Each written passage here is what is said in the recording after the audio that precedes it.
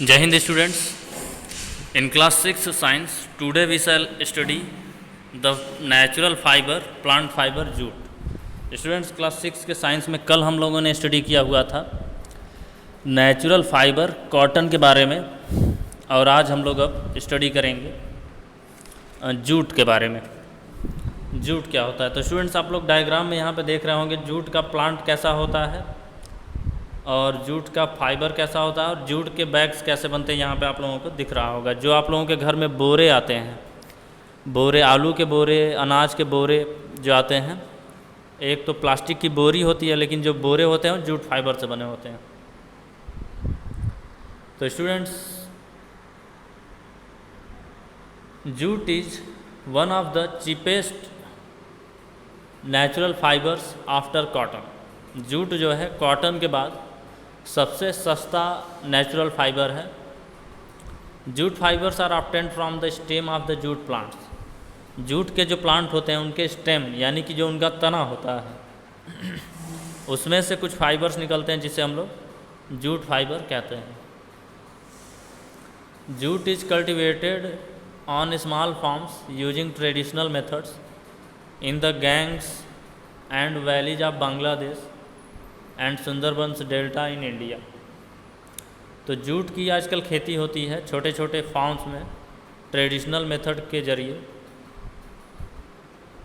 Gangs का मतलब गंगा घाटी में और बांग्लादेश की घाटी में, और सुंदरबन डेल्टा जो आपका वेस्ट बंगाल में सुंदरबन डेल्टा है, इन सब में उसकी खेती होती है। Bangladesh is known for producing world's high quality jute. Bangladesh जो होता है वहाँ पे दुनिया के सबसे अच्छी क्वालिटी के जूट प्रोड्यूस होते हैं। Loamy soil is best for growing jute plant. Jute plant उगाने के लिए लोमी सॉइल जो होता है वो बेस्ट होता है। It grows well in moist and swampy lands.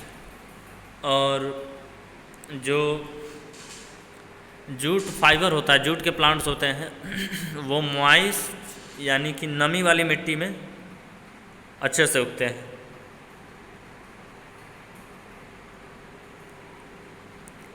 The stem of the jute plant is covered with thick bark that contains the fibres.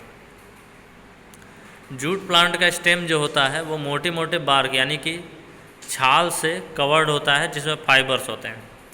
It is a long soft shiny fibre that can be spoon into strong threads. और jute fibre जो होता है वो काफ़ी लंबा, मुलायम और चमकदार fibre होता है जिसको हम लोग बुन करके मजबूत धागे तैयार कर सकते हैं। इन फ्यू मंथ्स टाइम, कुछ महीनों में, the plant grow up and become ready for harvesting.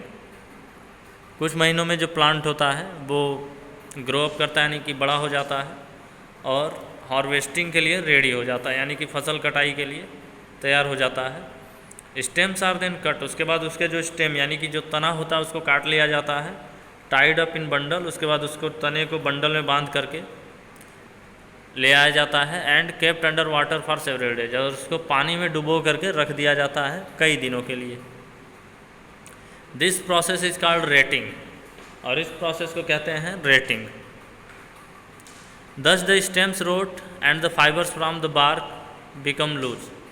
और उसके बाद जब पानी में कई दिनों तक रखते हैं तो वो जो तना है, स्टेम, वो क्या करता है कि रोट यानी कि सड़ने लगता है, और सड़ने की वजह से उसके जो तने में जो फाइबर्स होते हैं वो धीरे धीरे लूज होने लगते हैं और बाहर निकलने लगते हैं। The fibres are then pulled out from the bark and this process is called stripping. इसके बाद ये जो फाइबर्स हैं, ये बार्क यानी कि जो तना है उसकी जो छाल है उसमें से बाहर खींच लिए जाते हैं। इस प्रोसेस को कहते हैं stripping. Then this fibres are washed with running water very carefully. और फिर एकदम बहुत ज़्यादा स्पीड से नहीं, मतलब मीडियम स्पीड से बहता हुआ पानी, उसके सामने इन फाइबर्स को लेकर के जाया जाता है और फिर उसमें इनकी अच्छे से धुलाई की जाती है, लेकिन केयरफुली। नहीं तो अगर वाटर की स्पीड ज़्यादा हुई तो फिर वो बह भी सकते हैं, फाइबर्स बह जाएंगे। After this they are spread out to dry, और उसके बाद उनको धूप में फैला के रख दिया जाता है ताकि वो अच्छे से सूख जाए। Finally they are tied in bundles for sale, और उसके बाद उनको बांध करके बंडल तैयार कर लिया जाता है और बेचा जाता है। Jute is use in making clothes, ropes, carpets, Ghani bags and many other useful things. Jute का यूज हम लोग कपड़ा बनाने में करते हैं, रस्सी बनाने में करते हैं, दरी बनाने में करते हैं, गनी बैग्स बनाने में करते हैं, and many other useful things. Jute bags are suitable for packing of food grains, और जूट बैग यानी कि जो बोरे होते हैं, बड़े बड़े बोरे, अनाज वगैरह को पैक करने के लिए काफ़ी सूटेबल और काफ़ी अच्छा होते हैं।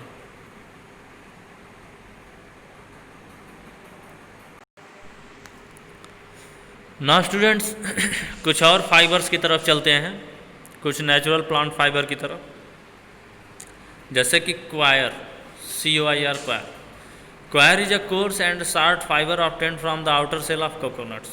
क्वायर जो होता है, जो नारियल, कोकोनट, आप लोग कोकोनट वाटर पीते होंगे, नारियल पानी पीते होंगे, तो उसके ऊपर ग्रीन कलर का उसके ऊपर एक कवर होता है, बहुत ही मजबूत कवर होता है। कुछ लोग नारियल प्रसाद चढ़ाने के लिए जो लेते हैं तो वो लोग भी देखते होंगे कि ऊपर से कवर को पहले हटाना पड़ता है, कवर को पहले हटाएंगे तब उसको तोड़ सकते हैं। तो वो जो ऊपर का कवर होता है उसी को हम लोग क्वायर कहते हैं, outer cell of coconut. Coir is extracted from the tissue surrounding the seed of the coconut palm which is grown on land throughout the tropics. There are 2 types of coirs. तो students, उसमें जो fibres होते हैं, जो outer covering होता है हम लोगों का, ये नारियल का, कोकोनट का, उसमें जो फाइबर्स होते हैं उन्हीं को क्वायर कहते हैं।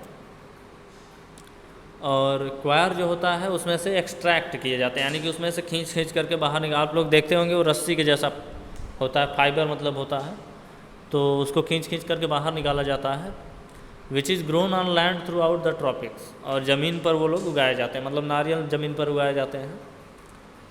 There are 2 types of coirs. Coir 2 types, 2 type के होते हैं। फर्स्ट होता है ब्राउन फाइबर, यानी कि क्वायर ब्राउन कलर का coir, which is obtained from mature coconuts, जो कि मैच्योर यानी कि अच्छे बड़े कोकोनट जो होते हैं। मैच्योर का मतलब जैसे कि एक कच्चा कोकोनट, उसका बहुत सॉफ्ट होगा ऊपर का कवरिंग, लेकिन कुछ ऐसे होते हैं जो ऊपर काफ़ी हार्ड हो जाता है, वो उसको मैच्योर कहते हैं। तो मैच्योर कोकोनट से ब्राउन फाइबर निकाले जाते हैं एंड फाइनर वाइट फाइबर, और कुछ वाइट कलर के भी फाइबर होते हैं which is extracted from immature green coconuts. ये वाइट कलर के जो फाइबर होते हैं वो ग्रीन कलर का जो कोकोनट, जिसमें आप लोग कोकोनट वाटर पीते होंगे, तो ऊपर जो ग्रीन कलर का होता है काफ़ी सॉफ्ट होता है वो, तो उसमें से ये वाइट कलर के फाइबर निकाले जाते हैं। Which is after spinning the white coir into yarn. तो ये जो क्वायर होते हैं, वाइट वाला क्वायर जो ग्रीन कलर का कोकोनट से बाहर निकाला जाता है, उसको स्पिन करके अच्छे से बुन करके यार्न यानी कि धागा तैयार किया जाता है। और it is used in manufacture of rope and fishing nets, और इसका यूज रस्सियों को बनाने में, फिशिंग नेट्स तैयार करने में, इन सब में यूज किया जाता है। Brown coir is used in sacking, brushes, door mats, rugs, mattress, insulation, panels and packaging. Brown colour का जो क्वायर है ये सैकिंग यानी कि बोरे तैयार करने में, ब्रश तैयार करने में, डोर मैट्स यानी कि दरवाजे के नीचे जो वो हम लोग रखते हैं दरी वगैरह, ये दरी बनाने में, इंसुलेटिंग पैनल बनाने में, इस तरह की बहुत सारी चीज़ें बनाने में इसका यूज किया जाता है। ना स्टूडेंट्स, यहाँ पे कुछ और नेचुरल फाइबर्स हैं, प्लांट फाइबर, जैसे कि है flax fibre. Flax fibres are obtained from the stem of flax plant. Flax एक प्लांट होता है, यहाँ पे डायग्राम तो दिया नहीं है, आप लोग उसको चेक कर सकते हैं। फ्लैक्स एक प्लांट होता है और उसमें जो उसका स्टेम यानी कि जो तना होता है उसमें से वो फाइबर निकलते हैं। These fibres are woven to produce a fabric called linen. और इन फ्लैक्स प्लांट के जो फाइबर्स होते हैं वो काफ़ी अच्छी क्वालिटी के होते हैं, और इनसे जो फैब्रिक तैयार किया जाता है उसको लाइनेन कहते हैं। लाइनेन का आप लोगों ने सुना होगा, अच्छे अच्छे क्वालिटी के कपड़े बनते हैं। They are also used to produce good quality paper, और ये लोग पेपर बनाने में भी यूज किए जाते हैं। इसके बाद है hemp. Hemp is a natural fibre obtained from the hemp stall. Hemp जो है एक नेचुरल फाइबर है जो कि हेम्प स्टॉक से निकाला जाता है। It is extremely durable and can be used in production of textiles, clothing, canvas, ropes, papers and construction materials. तो ये काफ़ी ड्यूरेबल यानी कि काफ़ी लंबा चलता है और काफ़ी स्ट्रांग होता है, और इसका यूज हम लोग टेक्सटाइल, क्लॉथिंग, कैनवस, रोप्स यानी कि रस्सी, पेपर वगैरह में इसमें कर सकते हैं। Hemp grows almost anywhere and requires no pesticide और फर्टिलाइजर्स। हेम्प जो होता है ये प्लांट कहीं पे भी उग जाता है, और इसको किसी भी पेस्टिसाइड या फिर किसी भी टाइप का फर्टिलाइज़र वगैरह की ज़रूरत इसको नहीं होती है, और ये काफ़ी स्ट्रांगर भी होते हैं, स्ट्रांग होते हैं। तो हेम्प जो है वो काफ़ी अच्छी क्वालिटी का फाइबर माना जाता है। ओके स्टूडेंट्स, आज की वीडियो में बस इतना ही। Thank you, have a nice day. जय हिंद, जय भारत।